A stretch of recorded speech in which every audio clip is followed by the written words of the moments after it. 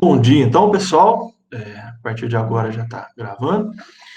Vamos começar, então, a aula de hoje, onde a gente vai tratar aí de um assunto muito importante, né, que é as formas que a gente tem de estudar a água do ponto de vista aqui da física do solo, né? Lembrando que nas últimas aulas, então, a gente falou lá de compactação e a gente viu que a compactação influencia todo o processo de dinâmica da água no solo, né? Então, hoje a gente vai ver um pouco mais sobre isso, a gente vai ver formas de se estudar a água. Lembra que lá no REL, né, no nosso roteiro de estudo orientado, eu coloquei algumas questões orientadoras para vocês, para a gente nortear o estudo da aula de hoje. Então, a gente vai passar por elas, né? Mas antes disso, vamos começar a fazer uma introdução aqui e lembrar do ciclo hidrológico, né? E a importância que a água representa para a gente. Bom, esse dado aqui todo mundo conhece. A gente tem uma imensa maioria aí de água salgada, né? 3% só é água doce. Infelizmente, né?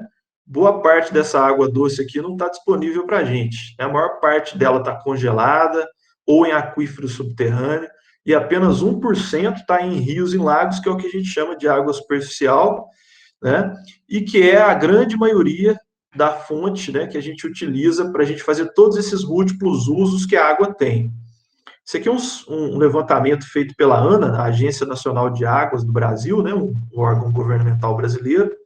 E esse aqui é o último relatório que eles têm, mostrando para onde que vai, né, de toda a água que a gente capta, o pessoal que vai fazer, o pessoal da agronomia, engenharia agrícola, florestal, ambiental, que vai estudar hidrologia depois, vocês vão ver lá os múltiplos usos da água e como que a gente requer outorga, né, o direito de uso da água para uma propriedade rural.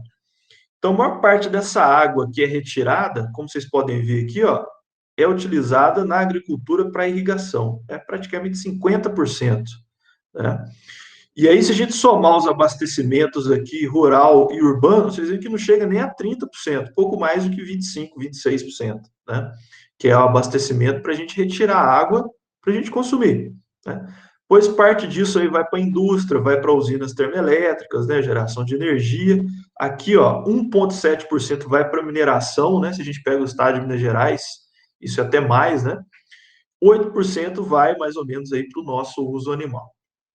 Tá certo? Então, esses são os usos que a gente tem para a água, segundo o levantamento nacional. Isso aqui é a média para o Brasil. Isso aqui de estado para estado vai variar bastante, né? E mesmo dentro de um estado, as regiões, por exemplo, o estado de Minas Gerais, né, que a gente está aqui, é muito diverso, isso muda muito também, né? Então, a gente estava falando dessas águas que são superficiais aqui, ó, né? Seja no lago, lagos artificiais, igual a gente tem o Lago de Furnas aqui próximo, né? Reservatórios, né?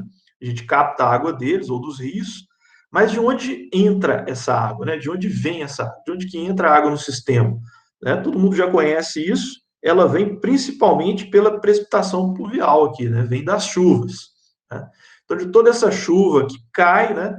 Parte vai infiltrar no solo, certo?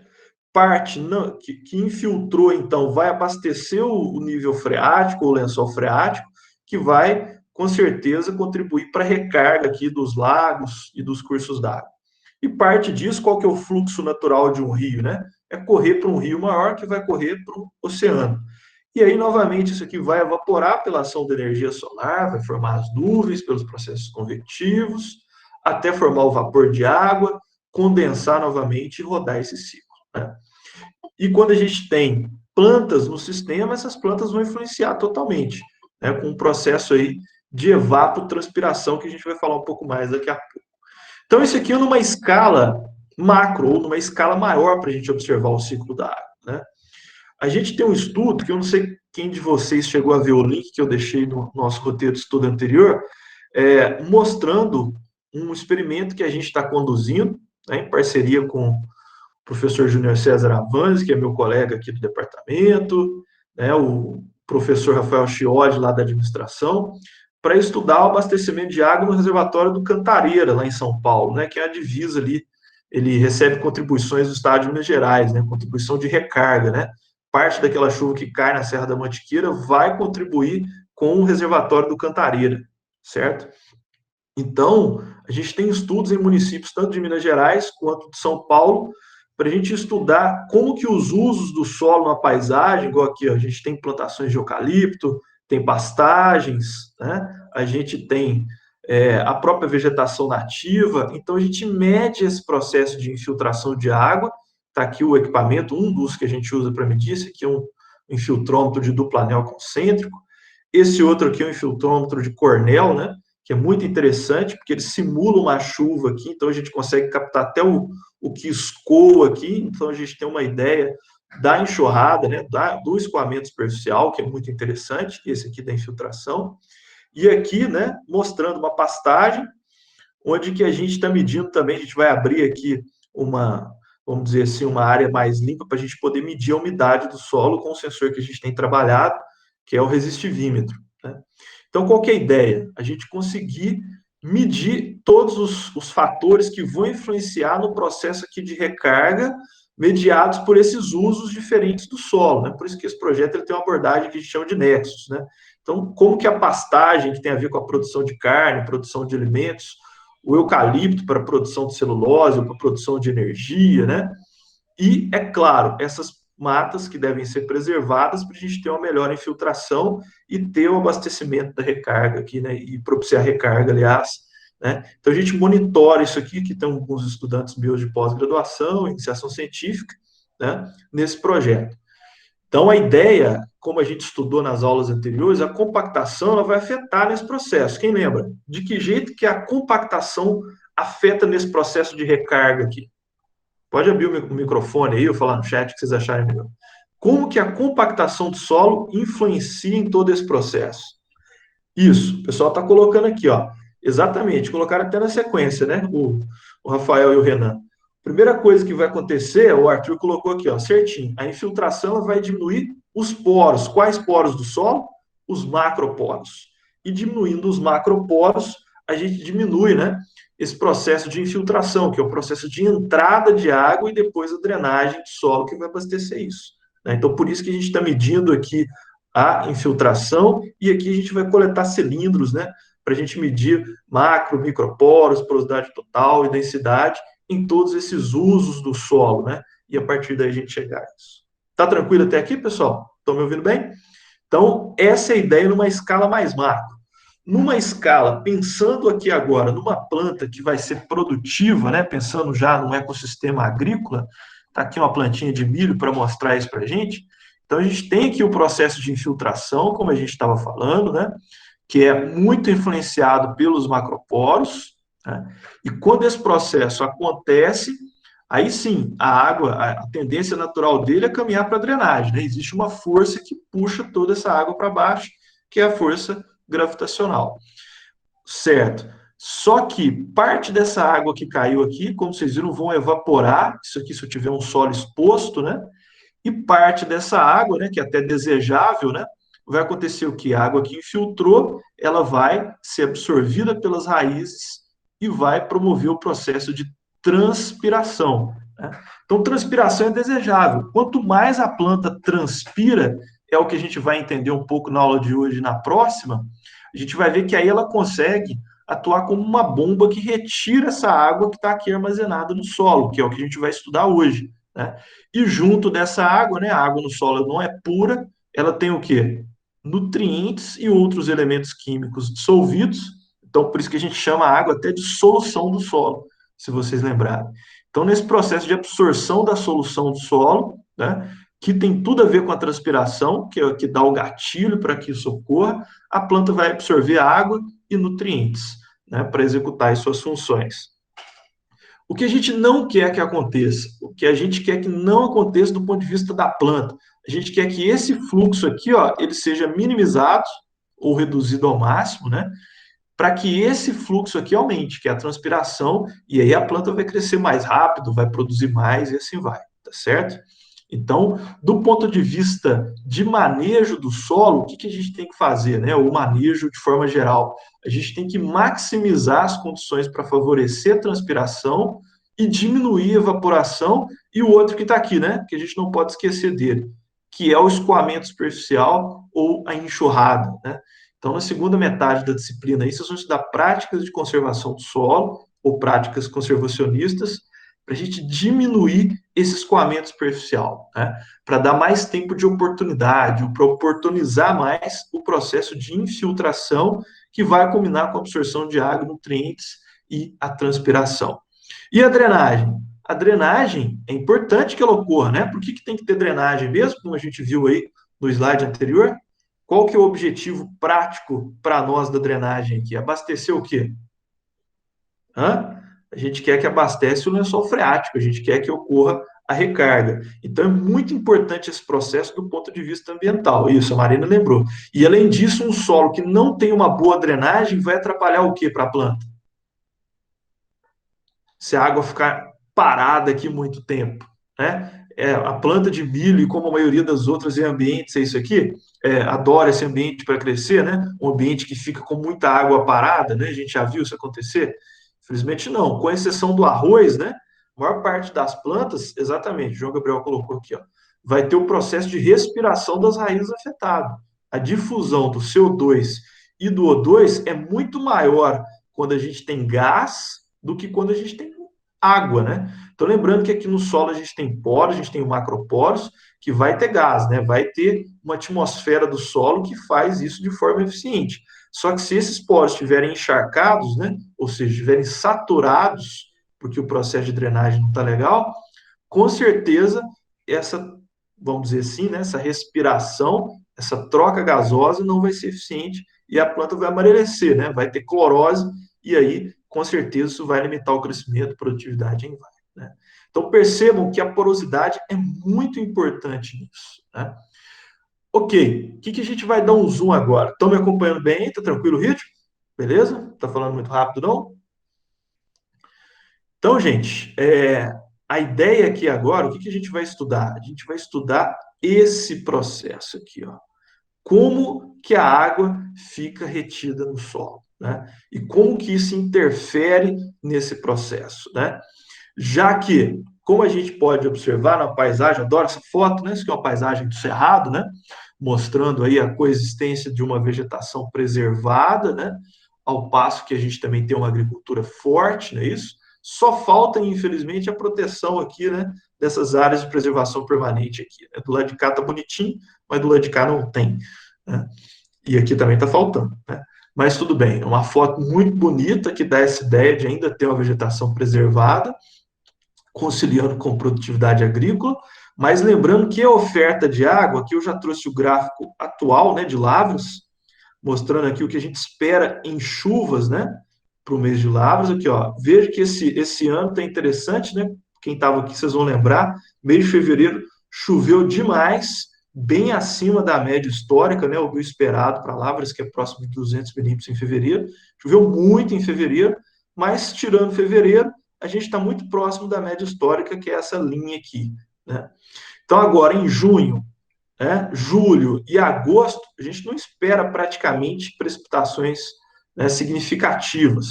Bom, se para de chover, como é que vai manter essas plantas verdes, né? Lembrando, se ainda mais se a gente pegar aí uma planta que estivesse sendo cultivada agora em safrinha, né? Se ainda tivesse aí no campo, o que a gente observar? Que a demanda não para, né? Ela diminui, mas ela não para. Então, a demanda transpirativa da planta não para. E se a gente pensar não no milho, pensar num café, que é uma planta perene, ou no eucalipto, ou num citrus, ou qualquer outra planta que fique direto no campo, né? A gente vai ver que a demanda pode até diminuir, mas ela não para. Então, como que a água chega para a planta, sendo que eu parei de irrigar, né? Parei de fornecer água via precipitação? Quem que vai fazer o papel importantíssimo de fazer a retenção dessa água do período que choveu e disponibilizando para a água, para a planta, agora nesse momento que não entra mais água, entra o solo, né? Então, a grande função do solo é essa, é atuar como esse reservatório de água que vai armazenar água temporariamente e vai fornecer às plantas, né? Então, essa é a principal função do solo, atuar como esse reservatório de água que tem essa capacidade de disponibilizar para a planta parte dessa água, que é o que a gente vai estudar. E é claro, né, isso vai afetar o processo de recarga. Esse excedente de água que a gente tem nesses meses aqui, né, aqui pensando em lavras, no começo do ano e no final do ano, né, a gente tem esse excedente aqui pelos gráficos de balanço hídrico, mostrando isso. Que aqui, percebam que esse gráfico tem tudo a ver com o gráfico de precipitação. A gente tem excedente hídrico na época que tem mais oferta de água. Então, isso aqui é muito importante para a recarga. E agora a gente tem um déficit. Os solos começam a secar, secar, secar, secar. Né? A gente está tendo aqui retirada, ou seja, está tendo uma depressão do solo, está saindo a água que estava armazenada, até a gente ter o processo de déficit lá em agosto, que é o final, né, o auge da época seca, tá certo? E depois começa a chover de novo e a gente vai tendo reposição até ter excedente hídrico que vai propiciar a recarga. Quando isso aqui não tem, né, aí sim a gente tem aqueles problemas de escassez hídrica, igual a gente teve aqui em Lavras 2014 e outras secas assim, tá certo? Então percebam que esse balanço hídrico ele tem tudo a ver com a precipitação, mas também tem tudo a ver com o potencial do solo de armazenar água. Ele depende da capacidade do solo de armazenar água. Será que esse balanço vai ser igual para todos os solos de uma fazenda? O que vocês acham? Será que todos os solos de uma fazenda ou todos os solos de uma paisagem vão se comportar exatamente iguais do ponto de vista de armazenar essa água e disponibilizar para as plantas? Vocês acham que é assim? Né? Vocês acham que a gente pode usar esse gráfico que vocês aprenderam lá na agrometeorologia, né? Que é feito aqui para uma capacidade de armazenamento de 100 milímetros, para quem recordar lá da agrometeorologia. Será que esse gráfico é extrapolável para uma região mesmo, se a gente considerar todas as particularidades do solo? Isso vai ter fatores que vão influenciar, né? O pessoal está começando a falar ali. Isso vai mudar com a estrutura, vai mudar com outros fatores do solo, né? Outras características e propriedades. Então, a gente precisa conhecer o que influencia para a gente saber o que explica, por exemplo, uma determinada propriedade, pensando agora do ponto de vista agronômico. Ah, foi adubado igual, pega a análise de solo, análise de folha, está tudo igual praticamente. Mas ainda assim, tem uma gleba que produz muito mais do que outra. Por quê? Pode ser matéria orgânica mais uma área, pode ser incorporação de matéria orgânica, né? Ou qualidade de matéria orgânica, ou palhada, pode ser o manejo.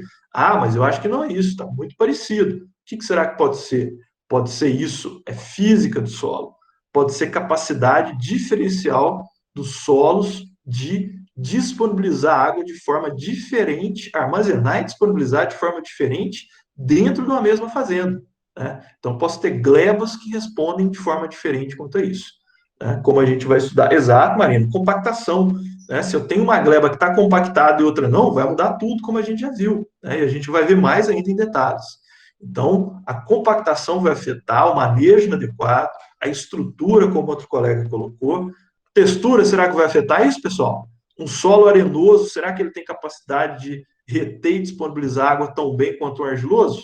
Né? Claro que não. Então, a textura vai influenciar e muito mais, que é o que a gente vai ver hoje. Tranquilo até aqui? Beleza? Então, essa é a nossa introdução para a gente começar a falar. Composição química, sim, a gente vai ver isso. Na verdade, a composição química e mineralógica do solo vai influenciar. Né? Então, química do ponto de vista de se organizar em minerais. Né? Então, por isso que a gente já chama até de mineralogia, vai influenciar também. A gente vai ver isso.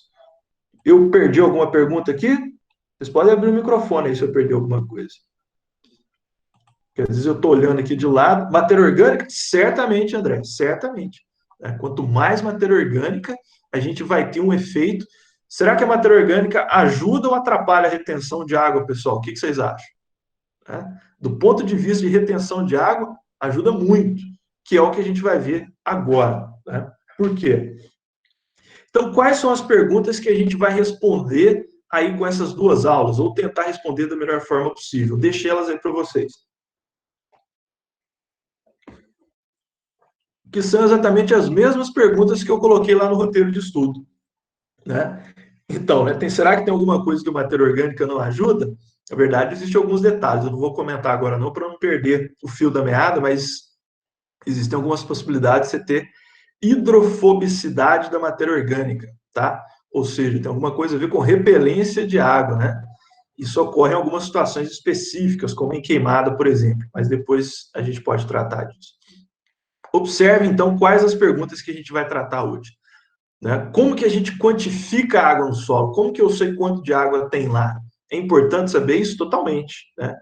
É importante demais saber quanto de água tem para a gente saber se está faltando, se está ok, se atende a demanda da planta, se o processo de recarga está funcionando bem. Então a gente precisa monitorar e saber.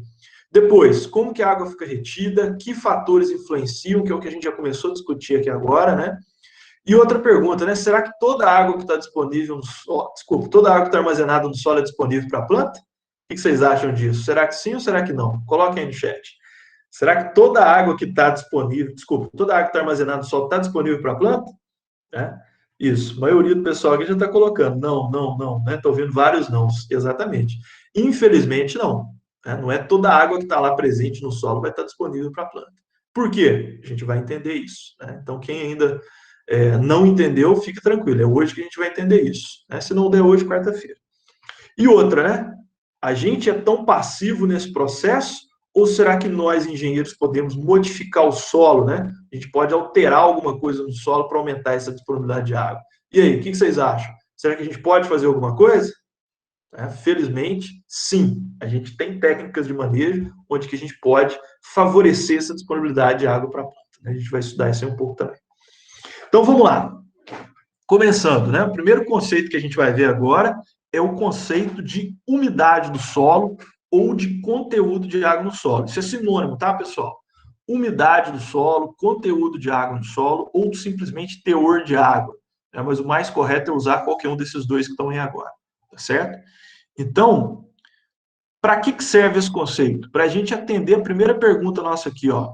Como que eu sei quanto de água que tem no solo? Tá certo?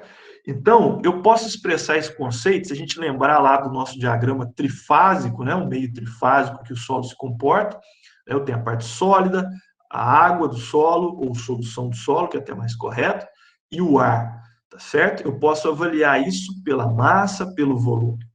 Então, se eu quiser expressar a umidade do solo com base em peso, ou o que eu também chamo de umidade gravimétrica, que é sinônimo, na verdade, o que é essa umidade? É a relação entre a massa de água e a massa do solo seco, ou a massa de sólidos, tá certo? Que é o que está explicado aqui, ó, que é o que está escrito aqui. Então, a umidade é a massa de água dividido pela a massa de sólidos, ou a massa do solo seco. Por que massa do solo seco? Que é a forma que a gente vai estimar isso, como vocês vão ver daqui a pouco. Certo? Eu posso multiplicar por 100 para expressar em porcentagem. Se eu não expressar em porcentagem, vai ficar grama de água para cada grama de sólidos, ou grama de solo. Por isso, a unidade de medida aqui é grama dividido por grama. Ou, se eu multiplicar por 100, porcentagem. Por que não é interessante apresentar como adimensional? Porque são duas coisas diferentes. É grama de água para cada uma grama de solo. Tá certo? Outra forma de se expressar a umidade é com base no seu volume, que aí eu tenho a umidade volumétrica. Enquanto a gravimétrica a gente simboliza pelo U, normalmente, na maioria dos livros e materiais, a gente utiliza a letra grega θ para expressar a umidade com base em volume ou umidade volumétrica. Então, a umidade volumétrica ela é definida pelo quociente ou pela razão, né, na verdade, pelo quociente, entre o volume de água em relação ao volume total, né, que é o VT aqui, ó. Observe, então, que eu tenho uma diferença das duas. E a diferença aqui é o seguinte, aqui na umidade volumétrica, eu estou considerando o volume do solo total, o volume como um todo, que é esse VT aqui, ó. Já lá na umidade gravimétrica, eu só considerava a parte sólida no denominador. Então, isso dá uma diferença prática, como a gente vai mostrar daqui a pouco. Né? Observem que o volume de água ele é numericamente igual à massa de água se eu considerar a densidade da água igual a 1. Certo? Então, se eu fizer densidade da água, né, igual massa sobre volume, se aqui for 1, então significa o quê? Que massa é igual ao volume, ou seja, a massa de água é igual ao volume de água. Por isso, é comum aparecer desse jeito aqui, ó, do ponto de vista de cálculo, a gente vai calcular desse jeito, né? Massa de água dividido pelo volume total.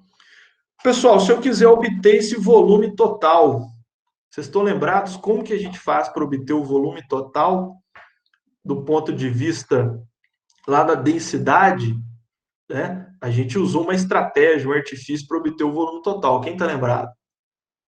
Como é que eu consigo ter um volume total de solo por meio de uma amostragem? De que jeito que tem que ser essa amostragem? Eu tenho que colocar uma amostra dentro de um recipiente que é quem lembra? Isso, um anel, um cilindro, exatamente. Então, como que eu tenho esse volume aqui? Eu coleto uma amostra dentro de um cilindro. Se eu coletar a amostra dentro de um cilindro, eu posso medir o diâmetro do cilindro, posso medir a altura, eu chego no volume. E aí eu tenho que ver quanto de água que tem lá. Não é isso? Então, esse é o método para a gente determinar a umidade do solo, né? Se eu estou falando aqui de umidade volumétrica, eu tenho que coletar a amostra dentro de um cilindro, e aí eu já sei o volume. Qual que é o volume do cilindro? Vocês estão lembrados da fórmula? O volume do cilindro é a área da base vezes altura. Qual que é a área da base aqui de um cilindro? É um círculo, então vai ser o quê? Pi R ao quadrado, não é isso? Vezes altura H. Então, esse é o volume do cilindro. Então, é só o cilindro que eu usei para coletar, pode ser de alumínio, pode ser de PVC, eu tenho que achar o diâmetro, depois eu acho o raio, que é metade do diâmetro, certo? E preciso de medir a altura. Normalmente, esses cilindros que a gente utiliza no laboratório, eles têm 2,5 centímetros de altura e 6,5 de raio, desculpa, de diâmetro. Se eu dividir isso por 2, vai dar 3,25 que eu tenho o raio, ok? Então, coletei o meu cilindro, ele veio com a umidade que estava lá fora agora no solo. Se eu pesar esse material, eu tenho a massa do solo úmido, que tem água e sólidos, solo seco. Se eu colocar isso na estufa, né, a 105 graus Celsius, quem que evapora a 100 graus? Né? A 100 graus a gente tem um processo de evaporação da água. Então, eu vou deixar isso até atingir massa constante. O que é isso? A gente vai pesar depois de 24 horas. Vamos pensar que aqui tinha 100 gramas, agora está pesando 80. Aí espero mais 2 horas, 26. Pesou 75 gramas. Então, de 80 foi para 75. Não tá bom. Esperei mais 2 horas. Então, com 28 horas, de 75 caiu para 74. Opa, tá parando. Fui para 30 horas. Aí deu 74 de novo. Quer dizer o quê? Que não está perdendo mais massa. Não está evaporando mais água. Então, eu tenho a massa constante. Só que, para nossa sorte, isso normalmente ocorre em 24 horas, não em 30. Tá certo? Ocorre até antes de 24. Então, claro, isso depende muito do tamanho da sua amostra. Quanto menor, nesse caso desse cilindro aqui, é mais ou menos isso. Ok? Então, mais ou menos aí 24 horas depois, eu tenho a massa do solo seco.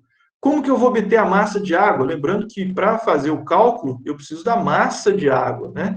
Tanto aqui, ó, massa de água. O que eu tenho que fazer? Ora, é só fazer, desculpa, a diferença, né? Se eu tenho a massa do solo úmido menos a massa do solo seco, se aqui era 120 e aqui é 100, 20 gramas é água. Se aqui era 125 e aqui for 100, 25 gramas é água. Tá certo? Essa expressão que está aqui é só um rearranjamento matemático do conceito de umidade gravimétrica. Então, massa de água é o quê? Massa do solo úmido menos massa do solo seco. Certo? Se eu isolar isso aqui, eu tenho que a umidade vezes massa do solo seco, multiplicando cruzado, vai ser igual a massa de solo úmido menos massa de solo seco. E aí eu vou jogar ela para o lado de lá.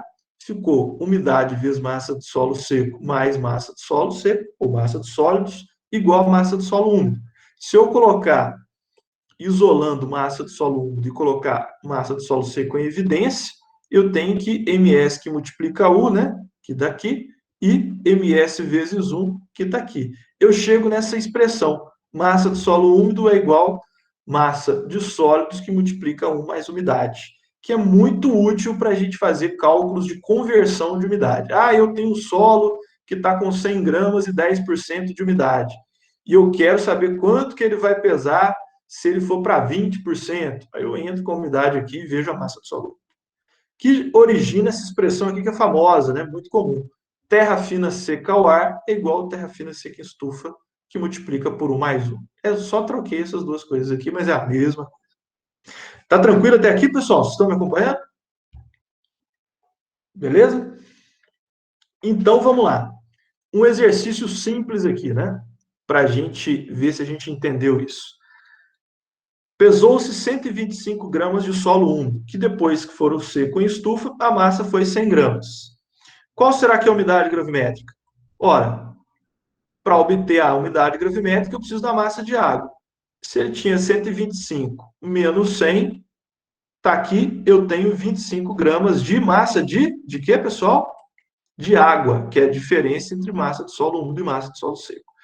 Se eu dividir isso por 100 gramas, quem que é 100 gramas? Ora, a massa de solo seco, que dá a ideia da massa de sólidos. Então, eu tenho que 25 dividido por 100, 0,25 grama-grama, ou, se eu multiplicar por 100, tem porcentagem 25%. Assim, eu obtenho a U, que é a umidade gravimétrica. Como que a gente faz para obter isso? Eu tenho que ter coletado esse solo, né, lá no campo, da profundidade que eu quero saber, em uma latinha. Essa latinha eu vou vedar ela, vou tampar, né? A gente fala para deixar hermeticamente fechado, para não perder água por evaporação. Então eu tenho que trazer o mais rápido possível para o laboratório para pesar. Ou, se possível, até levar uma balança para o campo e pesar. E depois, aí sim eu preciso colocar na estufa para obter. Tá certo? Se for umidade volumétrica, é a mesma coisa, só que em vez de uma latinha, eu coleto dentro de um cilindro, passo um filme plástico, daqueles que a gente passa em verdura, né? Passa aí, utiliza os alimentos para proteger, né? A gente coloca aqui justamente para eliminar um pouco o processo, ou pelo menos para reduzir o processo de evaporação, para ele não secar, preservar a umidade que veio do campo, e aí a gente faz o mesmo procedimento. Do ponto de vista da umidade volumétrica, preciso saber o volume do cilindro. Então, o volume do cilindro 100 centímetros cúbicos, por quê? Fiz a conta lá que a gente viu anteriormente, aqui, ó, πr ao quadrado vezes h deu 100. Aí vai dar a mesma coisa. Massa de água, lembra que ela é numericamente igual ao volume de água se eu fizer densidade igual a 1. Se eu não fizer isso, aí vocês lembram lá da aula de textura? Eu tenho uma tabela que dá a densidade da água em função da temperatura. Mas para umidade a gente não utiliza isso, não é necessário, a gente considera dessa forma. Então, 25 dividido por 100, esse 100 aqui agora é o quê? 100 centímetros cúbicos de volume total do solo que está contido dentro do volume do cilindro. Então, no processo de amostragem, eu tenho que ter uma sobra aqui, uma raberba aqui, eu tenho que tirar isso aqui, né? Porque eu tenho que fazer volume do cilindro igual ao volume do solo. Ok? Percebam que nem sempre as duas vão dar igual. Como que não vai dar igual? Porque, a depender da densidade do solo, vai caber mais ou menos material do solo aqui dentro. Então, normalmente, a umidade volumétrica é diferente da umidade gravimétrica. E essa diferença está associada à densidade do solo, tá certo? Eu coloquei alguns exercícios lá na lista para vocês perceberem isso, ok? Como que eu interpreto esse valor? Quando eu tenho umidade volumétrica de 25%, significa o quê? Que para cada 100 unidades, faltou essa aqui, né? 100 unidades de volume, ou 100 centímetros cúbicos de solo úmido, eu tenho 20 centímetros, 25, né? Perdão, 25 centímetros cúbicos de água, ok? Já para interpretar a umidade gravimétrica, percebam que quando ela for 25%, tem uma diferença, ó. Para cada 125 gramas de solo úmido, eu tenho 25 gramas de água. Por quê? Porque não faz sentido colocar 100 aqui, né? Porque em ms eu não tenho água. Então, como é que eu vou colocar em cada 100 gramas de solo seco, eu tenho 25 gramas de água? Né? Então, não faz sentido usar isso aqui, ó. Então, por isso que eu tenho que somar os 25 e falar, para cada 125 gramas de solo úmido, eu tenho 25 gramas de água. Por que você está falando disso, professor? Porque se vocês quiserem fazer regra de 3, é assim que monta a regra de 3. Tá? Em 125 eu tenho 25, ok? Em 200 gramas de solo úmido eu vou ter X, por exemplo, de água. E aí eu calculo a umidade. Certo? Então depois vocês vão perceber isso aqui matematicamente nos exercícios que a gente vai colocar. Qualquer dúvida, depois eu estou aqui e os monitores para ajudar vocês. Tranquilo, pessoal, de determinação de umidade? Então, esse é o método direto e padrão. Como é que ele chama? Método da estufa ou método termogravimétrico. Gravimétrico tem a ver com pesagem. Termo tem a ver, claro, com a evaporação, com a mudança de temperatura forçada em estufa que a gente promove. Esse é o único método direto para se medir a umidade do solo. E, portanto, ele é o padrão. Qual que é a principal desvantagem desse método? Porque a vantagem, se ele é o padrão, ele é o que acerta mais, ele é o correto, ele é a verdade, ou pelo menos se propõe a ser do ponto de vista de determinação da umidade. Mas qual que é a desvantagem desse método? Quem pode me falar? Qual que é? Opa, já mataram ali, ó. Demora para sair o resultado. Eu vou fazer de uma forma muito simples. Se eu quiser saber a umidade do solo ali fora, agora, eu consigo? Eu consigo saber a umidade agora, a umidade atual, né, nesse instante? Não. Por que que não, Marina? Por que que não, Daniela? Por que não, a Fran? Porque eu só vou saber essa umidade quando? Quando que eu vou saber essa umidade? Ó, no mínimo 24 horas depois. Exatamente, pessoal. Exatamente. Por esse método, apesar de ser o padrão, ser a verdade, ser o correto, ser a referência, só vou saber amanhã. Então, se eu tenho um sistema de irrigação, se eu quiser saber agora quanto de água tem no solo para eu fazer as contas que vocês vão aprender lá na disciplina de irrigação e saber o quanto que tem que ser a lâmina de água a aplicar, com o método da estufa, já era, né? Só vou saber o resultado amanhã. Aí, Inês é morta, né? Então, não dá mais para utilizar esse método para manejo de irrigação, por exemplo. Pensando nisso, né, eu tenho vários outros métodos, que é o que a gente vai ver daqui a pouco. Ok? Professor, Diga. tipo assim, pensando lá naquela capacidade do solo de fazer aquela recarga hídrica para a planta, tem uma porcentagem ideal dessa umidade ou não? Você fala a umidade do solo para pensar Tipo, em abastecer a planta. isso. Por exemplo, tem que ter tantos por cento de umidade para ele fazer uma boa recarga hídrica lá quando não tiver chuva. Ah, sim, sim, a gente vai ver isso. Já vou adiantar para você, vou dar um spoiler. Existe uma condição de água no solo que ele está úmido, mas não está saturado. Falei grego, todo mundo já entende agora o que eu quero dizer com isso. Se ele não está saturado, significa que ele está o quê? Parte dos poros está com ar, certo? Então, o solo não saturado, parte dele está com ar, e essa condição aí, que eu estou dizendo, e a gente vai apresentar para você, se não der tempo hoje, quarta-feira, é uma condição em que há ar suficiente de forma adequada para a planta, e além disso, a água na máxima capacidade que o solo pode reter e disponibilizar para a planta sem ter prejuízo para a aeração. E essa condição, alguém já ouviu falar dela ou não? Chama capacidade de campo. Muito bem, Gabriel. Né? Então, ela chama capacidade de campo. O que é a capacidade de campo? É essa umidade ideal para a planta que você está buscando, Maria.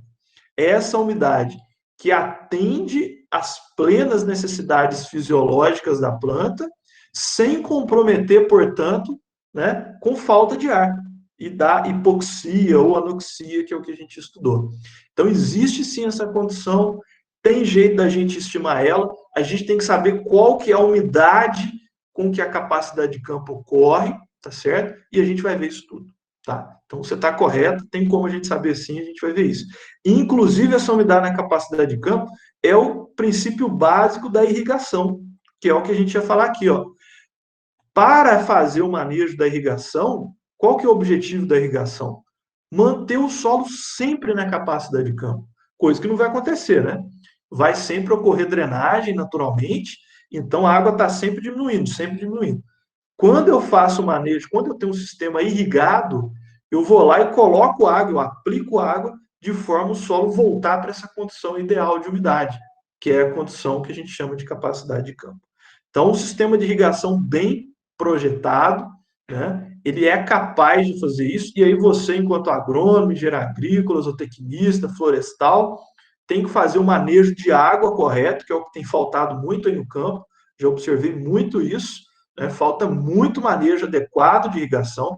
Às vezes você tem sistemas de irrigação muito bem planejados, bem dimensionados, inteligentes, mas na hora de colocar água, o pessoal no campo fala assim: ah, tá na hora de irrigar? Aí você vai lá e chuta com a botina, vê se está um torrão mais ou menos úmido e fala: ah, não tá, tá. Né? A famosa irrigação com base no chute da botina. Então, infelizmente, o pessoal não tem feito isso aqui de maneira adequada. Então, é importante que vocês saibam disso. Vocês vão aprender disso um pouco nessa disciplina e depois na disciplina de irrigação. Legal? Além do manejo da irrigação, para que é importante conhecer a umidade? Para a gente identificar o momento mais adequado para o preparo do solo. Lembra da aula anterior? Se a gente pode associar isso aqui com a consistência do solo, com a condição friável, pode juntar isso aqui com a pressão de pré-consolidação, para a gente saber se é o momento adequado, tanto de preparar quanto de entrar máquinas, por exemplo, a colher no setor florestal, que causa um impacto muito grande, que compacta muito o solo. Então, se a gente conhecer a umidade atual, a gente é capaz de saber se está na hora de entrar com máquina, com colhedora, por exemplo. Para a gente avaliar essa condição que a gente está chamando aqui, né, de produção de água, entre aspas, né, que é o potencial de recarga do ponto de vista ambiental. Aquele estudo que eu mostrei aqui no começo da aula, a gente mede a umidade do solo, não pelo método da estufa, senão, coitados meus alunos, né? Medir a umidade do solo até 1 metro, 2 metros de profundidade, igual agora a gente está passando para 5 metros de profundidade, imagina o tanto que eu ia ter que tradar para obter esses cilindros, para obter essas latinhas, ou então usar aquele amostrador de de lá 3, 4, 5 metros, né? Insano. Então, para fazer monitoramento de água, pensando em recarga, né? Com esse método, já era, né? Impossível. Beleza?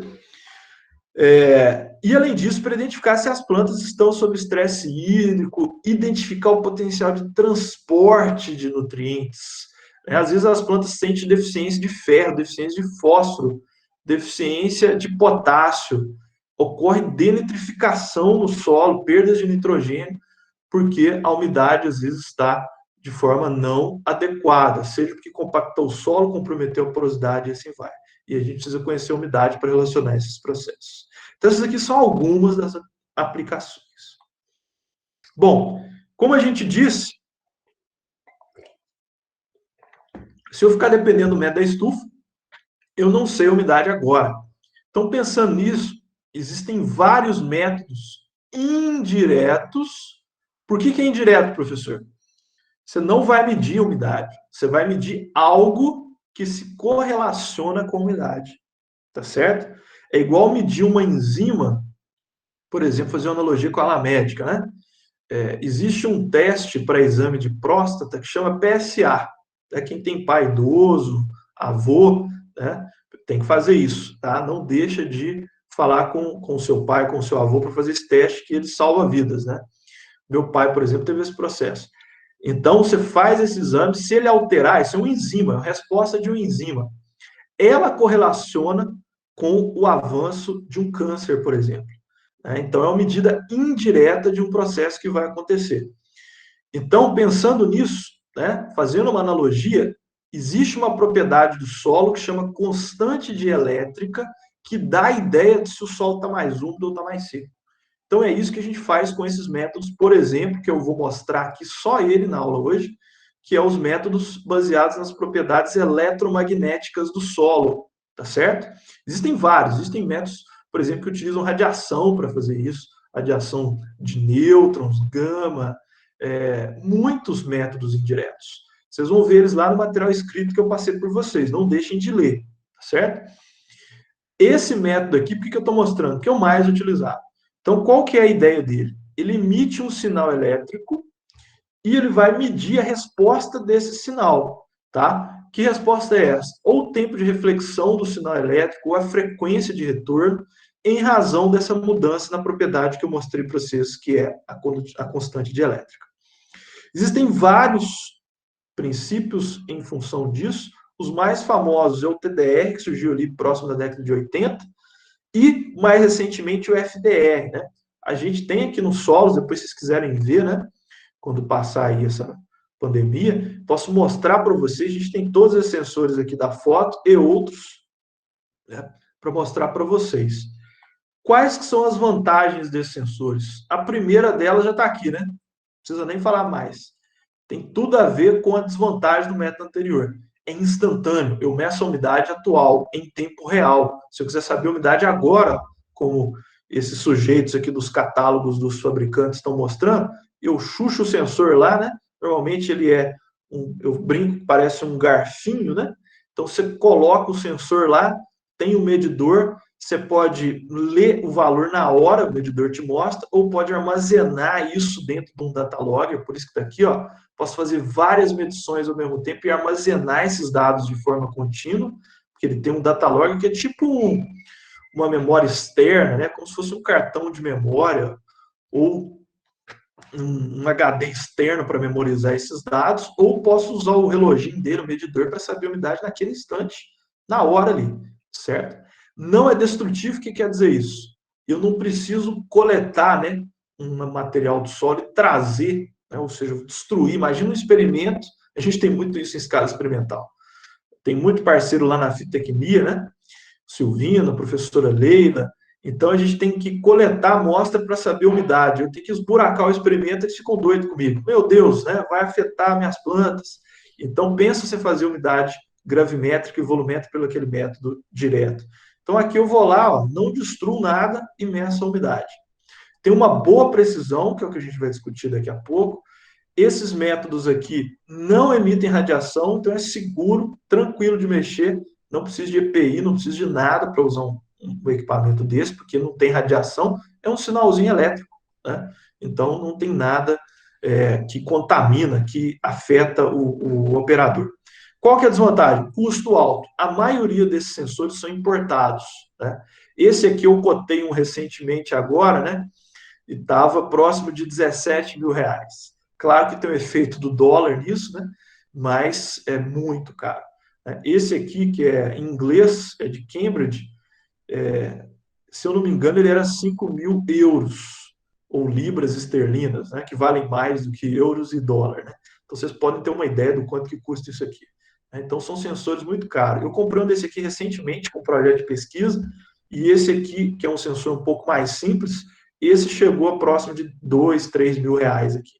Então não é barato, tá certo? Os FDRs, como eu mostrei para vocês, são mais baratos que os TDRs. Esse aqui é antigo, mas é muito bom, você pode colocar muitos sensores ao mesmo tempo, né? Só que é muito caro, né? Então é muito caro. E o que eu quero frisar, né? Coloquei até uma exclamação aqui, deveria ter colocado até em caixa alta. Todo método indireto precisa de quê? Calibração. Calibração. O que é essa calibração? É o que eu vou mostrar para vocês agora. Tá certo? Então, a pergunta aqui: a precisão do FDR é menor que o TDR? Ligeiramente menor, mas praticamente irrelevante. Depois que você calibra, fica tudo igual, tá certo? Então, a precisão dos dois aqui é praticamente a mesma, né? O FDR é um pouquinho menos preciso, mas o que aconteceu? O TDR parece que ele parou um pouco no tempo e o TDR avançou muito. Então, esses sensores mais novos aqui, FDR, eles têm uma precisão até melhor que os TDR, tá? São um pouco mais caros, não mais caros que o TDR em alguns momentos, e tem uma precisão melhor. Porque a tecnologia FDR ela ficou uma arquitetura mais simples de ser construída, então a indústria avançou muito nela. Então, se fosse na década de 90, 2000, 2010, que é quando eu estava trabalhando aí com FDR pela primeira vez na minha vida, a precisão não era tão boa. Mas hoje, em 2020, já melhorou muito, então está até superior. Então, vamos falar um pouco mais do princípio do método, né? Como vocês podem ver, aquela constante dielétrica aparente do solo, que é a propriedade que eu estou medindo do solo para estimar a umidade, ela tem uma relação, como vocês estão vendo nessa curva. Então, aqui, para cada valor de constante dielétrica, eu tenho um valor de umidade do solo, né? Então, existe uma relação, e normalmente essa relação é um modelo polinomial cúbico, não é uma parábola, né? É um polinômio de terceira ordem cúbico, ok? Em geral, é essa relação, uma relação empírica, portanto, não é física a que eu estou mostrando aqui. Existem alguns modelos físicos, mas eu não vou entrar nesse rol. Bom, qual que é a ideia, então? A constante dielétrica ela é muito mais influenciada por quem, como vocês estão vendo aqui? Pela água. O peso da água na constante dielétrica é maior que o próprio peso do solo e do ar no seu valor final que está sendo mostrado aqui. Tá certo? Então, por isso, eu posso utilizar. Então, o princípio é esse. A água é o componente que tem maior influência sobre a constante dielétrica aparente. Só que, mesmo o solo tendo uma influência menor, todos esses atributos que eu coloquei aqui vão influenciar. Um solo que tem mais matéria orgânica tem mais cargas elétricas. Se ele tem mais cargas elétricas, ele vai afetar a constante de elétrica, vai afetar a resposta do sinal elétrico. Então, por isso que eu preciso calibrar. Um solo mais argiloso é muito diferente do arenoso em termos de condução de eletricidade. Então, vai mudar. Um solo aqui do Brasil, né, que pode ter muito óxido de ferro, é muito diferente. A condutividade elétrica, que dá a ideia do efeito salino, influencia a temperatura, a densidade do solo e a estrutura.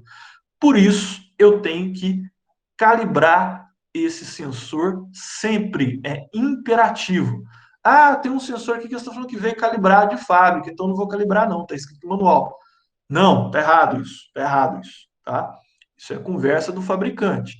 Tá certo que veio calibrado? O fabricante mentiu? Não, falou a verdade. Ele calibrou para um solo lá da onde ele construiu. Só que, como eu mostrei para vocês, né? Esses sensores, como vocês estão vendo pelas caras de estrangeiro aqui, né? Os estereótipos, pelo menos, né? De estrangeiro, dos modelos aqui dos sujeitos, né?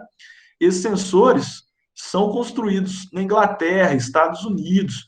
Eles são sensores que foram calibrados, portanto, para o solo de lá, né? Que tem condições de matéria orgânica, textura, mineralogia, principalmente mineralogia, né? Muito diferente das nossas. Tem uma pergunta aqui. Quem que falou? Professor, quando se calibra, então, se diminui a influência dos fatores adversos. Exatamente. O processo de calibração é exatamente esse. Reduzir diferenças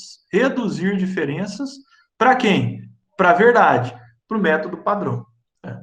Quando eu não consigo resolver ou diminuir essa diferença, a gente associa a precisão do método. Ué, professor, agora eu estou bugando.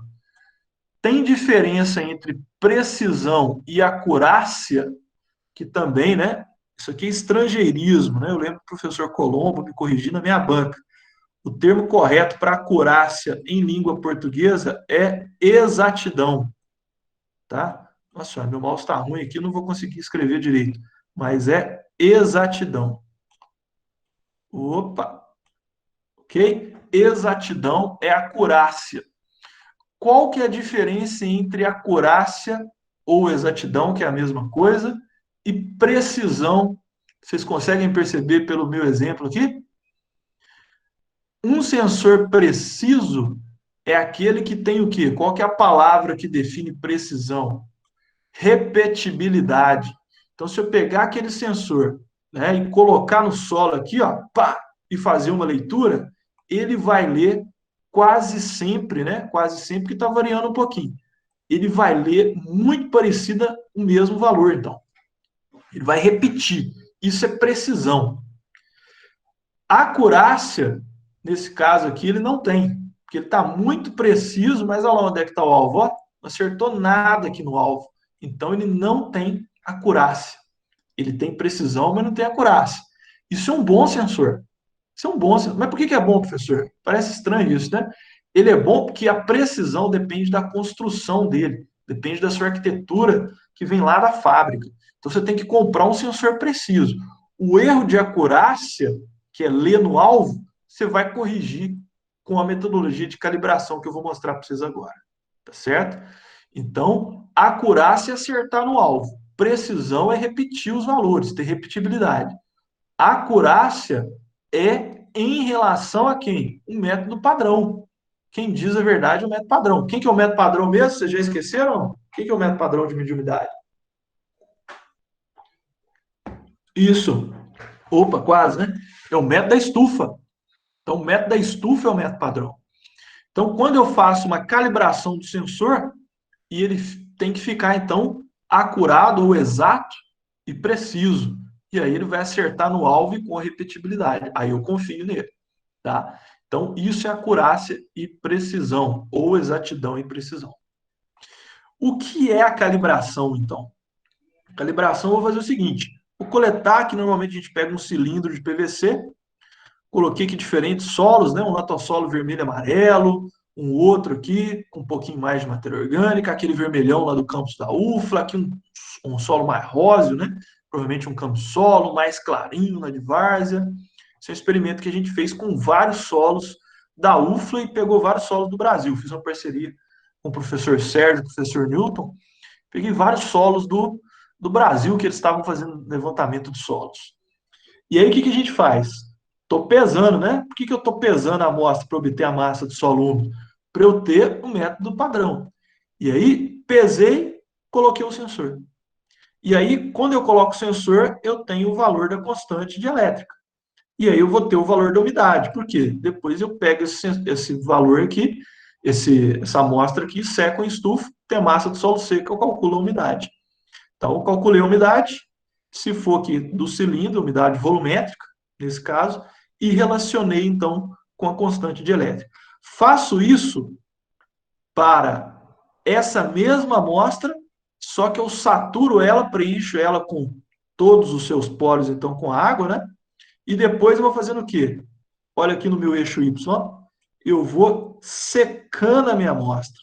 À medida que eu vou secando ela, pode ser em estufa ou ao ar mesmo, eu vou medindo com o sensor e vou pesando para ter os valores de umidade. E aí eu construo essa curva, que é a curva de calibração. Constante de elétrica, explicando, né, usando aqui como variável x na abscissa, para explicar o y, que é o que eu quero, que é a umidade do solo, que veio do método da estufa. Então, eu corrijo essa resposta do sensor pelo método da estufa. Isso é calibrar.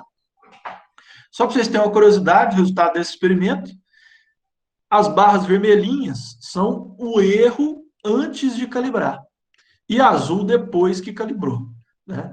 Percebam que eu estou fazendo aqui, ó. Antes de calibrar, eu tinha esse erro aqui, ó, próximo de 0,05 de umidade. Depois que eu calibrei, foi para 0,003, por exemplo, para esse grupo de solos aqui, que são os cialíticos, é os 2:1 ou 1:1, enfim, que tem mais sílica no sistema, solos mais jovens, por isso o grau de temperismo. Aqueles que têm ferro, senhores e senhoras e senhoritas, esse aqui que é o problema. Percebam que erra muito antes de calibrar e mesmo calibrando continua errando um pouco. Por quê? Porque o ferro, né, os óxidos de ferro interferem muito na leitura desses sensores, porque o ferro conduz muito eletricidade, né? Então, qual que é o erro aceitável, né? Um erro aceitável é esse aqui, ó, 0,05, tá? 0,05 é um erro aceitável e adequado para esses sensores. Então, percebam que antes de calibrar, esse sensor funciona bem para esses solos menos intemperizados, né? Depois que calibrou, melhorou ainda. Já para os solos que são mais intemperizados, esses aqui, né? Esses que têm mais ferro e esses não, que têm mais alumínio, que é o padrão, né? Olha o tanto que erra. Depois que eu calibrei, aqui ficou bom, ó, né? Aqui já não tem como salvar muito mesmo, né? Porque tem muito ferro, mas é difícil de ter leitura e funcionar bem. Então, isso é importante mostrar o quanto é necessário a calibração desses sensores que vieram, né, importados de outros países e não foram calibrados para as nossas condições. Tá claro isso, pessoal? Beleza? Estão bem aí? Estão cansados? Podemos seguir mais um pouco? Aqui só um exemplo de aplicação, isso aqui foi na minha dissertação de mestrado, né, e depois no começo do doutorado. A gente usou um sensor desse aqui, que tem muitos sensores de capacitância, do lado de um pé de café, né, depois na entrelinha, registramos os dados e geramos esse gráfico aqui. O que é esse gráfico? Aqui eu tenho a profundidade de medição e aqui os meses, né, ao passar do tempo. Percebam que eu tenho uma área aqui, ó, que está sempre mais clara, né? Quanto mais claro por esse gráfico, eu tenho menos umidade, né? A umidade está menor. Quanto mais escuro, tá mais úmido. Aqui, ó, dezembro e onde que eu tenho já o retorno das chuvas, está bem azulão, né? Está bem azulão, tem mais umidade.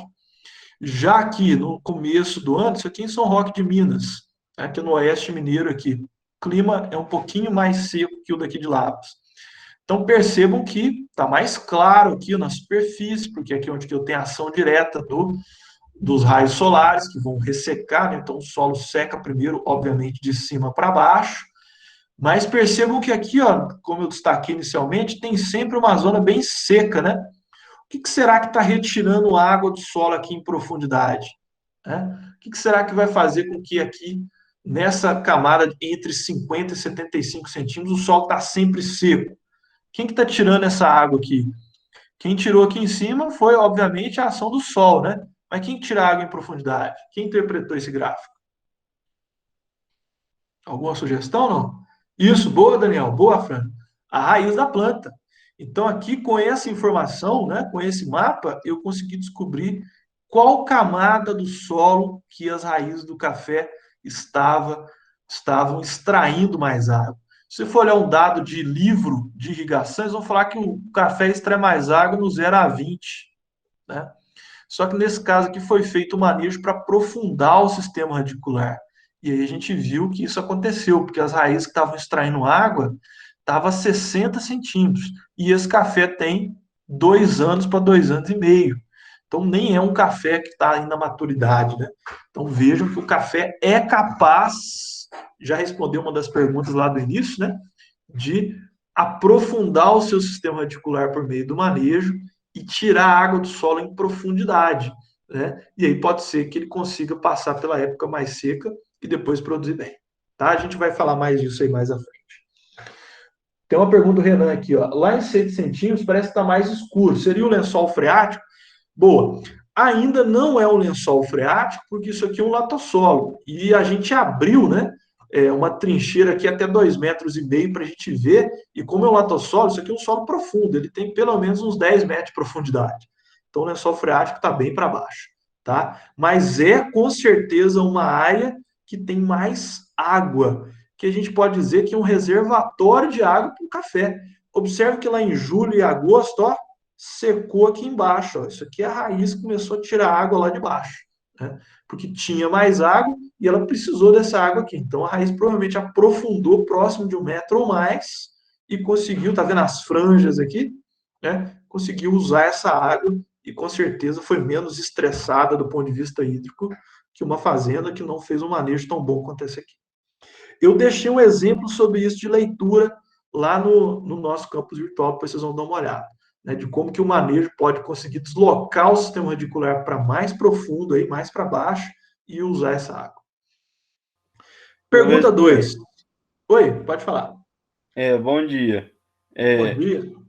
Em anos de secas mais severas, esse reservatório não pode se esgotar ou ele permanece água ali para a planta? Excelente pergunta. Quanto mais severo for a seca, ou seja, um ano que choveu menos, provavelmente não vai ter a felicidade disso aqui estar a 75 um metro. Às vezes isso aqui ia estar tudo seco aqui, ia estar bem mais para baixo. Então, sim, existe a possibilidade dessa parte azul escura aqui, que é ter mais água, né? Olha lá, vocês estão vendo próximo de 40% de umidade. Isso aqui ocorreu em 6 centímetros nesse ano. No ano mais seco, isso aqui pode estar lá 150, 2 metros. E aí, mesmo assim, a planta não ser capaz de utilizar isso se o seu sistema radicular não cresceu até lá, né? Então, sim, esse aqui é um retrato desse ano aqui, que foi o ano de 2010, tá? Mas isso aqui vai mudar, sim, né? Com certeza, com a dinâmica de chuva da região. Tá correto sua análise. Professor, Diga. então, de forma mais prática, a nível de manejo, você vai ser um ano mais atípico, botar mais água. o que de forma prática nós podemos fazer para minimizar esse efeito? Não entendi. Você quer dizer como? Se o ano for atípico, for mais seco, o que a gente pode fazer? A gente pode fazer alguma intervenção na área para que as raízes consigam acessar o solo mais embaixo e Ah, sim, superar, entendi. entendeu? Entendi, Ivan. Sim, o que a gente faz é o seguinte, vai discutir isso aqui mais para frente, né? Mas já vou adiantar. A ideia é construir condições no solo ou com a planta para que o sistema radicular aprofunda. Como que você vai fazer isso? Se o café que não fosse arábica, pensando nesse caso específico, e fosse um conilon, o potencial genético de crescer raiz do conilon é muito maior. Então, você já tem esse efeito da planta, da genética. Ah, mas eu não quero cultivar conilon aqui, quero cultivar arábica. Então, você pode usar uma cultivar de arábica, né, um genótipo de arábica, que tem um sistema radicular mais robusto. Ah, mas eu não quero fazer isso. Eu quero manter o meu catucaí vermelho aqui, que produz muito, porque eu uso ele por outros fatores. É importante manter essa cultivar, né? Então, você pode mexer o quê? Quando você não mexe na planta, quando você não adequa a planta ao meio, o que a gente faz, pessoal? A gente adequa o meio à planta. Então, eu vou ter que dar condições para que a raiz cresça em profundidade. E aí eu já estou falando do quê? Do manejo da fertilidade do solo, né? Então, provavelmente uma incorporação de calcário, uma gessagem, uma adubação mais pesada, no sentido de que esses nutrientes fertilizem não só a camada 0 a 20, né? 0 a 20 é coisa do passado, né, gente? A gente vive uma situação hoje de efeitos climáticos e nem se viver, se nem se não vivesse isso, né? Se a gente tem tecnologia para diminuir o risco agrícola, a gente tem que usar essa tecnologia. Ela é cara? Claro que é. Você vai ter que colocar mais nutrientes, você vai ter que fazer mais coisa. Mas você está diminuindo o risco agrícola. Você está fazendo com que você está investindo no sistema radicular pela fertilização. E aí, como eu disse, é calcário, é gesso, é adubações de forma geral com os outros nutrientes, cálcio, boro, potássio, fósforo, né? Principalmente fósforo, boro, aí, cálcio, magnésio, né, que está associado diretamente com o crescimento radicular. Então, você vai investir no aprofundamento radicular para que sim, quando chegar um ano atípico, se essa raiz não tivesse chegado aqui a 60, olha aqui o que ela ia passar, uma condição de estresse muito maior, né? Então, é o manejo do solo como um todo, respondendo a sua pergunta, para a gente ter condições para a raiz crescer. Ficou mais claro? A gente vai falar mais disso aí mais à frente. Ficou assim, obrigado. Tranquilo. Pergunta: será que essa camada aqui que secou tanto, a água está disponível? Né? Então a gente tem que entrar agora na segunda parte da nossa aula, né? Como a gente vai saber se a água que está retida no solo está disponível para as plantas? Para isso, a gente entender o que faz com que a água fique retida, quais os fatores que influenciam nisso, né? E depois disso, a gente vai entender se toda a água de fato está disponível para a planta. E aí, nessa discussão que a gente já começou aqui agora, como que eu faço para aumentar? A gente já deu spoiler dela, né? O manejo da fertilidade, por exemplo.